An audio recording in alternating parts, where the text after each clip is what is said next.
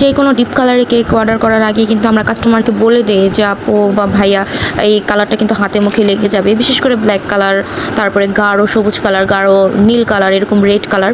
তো যাই হোক, ভুলটা আমারই হয়েছিল যে আমার থেকে যে কেকটা অর্ডার করেছিল সে আমার খুবই কাছের একজন আপু। উনি এই নিয়ে বেশ কয়েকবারই আমার থেকে কেক নিয়েছে।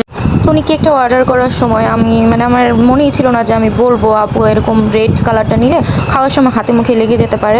তো উনি কেকটা মূলত নিয়েছিল ওনার 12তম বিবাহবার্ষিকীতে। তো আমি কেকটা যখন তৈরি করে ওনার বাসায় পাঠাই, তো আমি তারপর ওনাকে মেসেজ দিই আপু কেকের টেস্টটা কেমন ছিল। তো আপু বলে আলহামদুলিল্লাহ তোমার কেকের টেস্ট ভালোই ছিল, কিন্তু ক্রিমটা হাতে মুখে লেগে যায়, মানে খাওয়ার সময় খুবই বাজে একটা অবস্থা হয়েছে।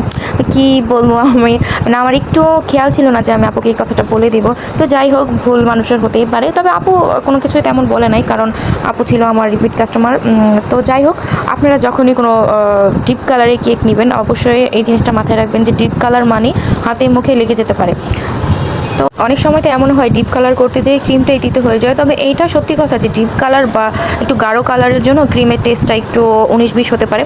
তো যাই হোক, এটা হইতেছে আমার কেকের ফাইনাল লুক। কেকটা সামনাসামনি দেখতে খুবই সুন্দর ছিল, খুবই অ্যাস্থেটিক লাগছিল। আপনারা দেখে বলেন কেমন।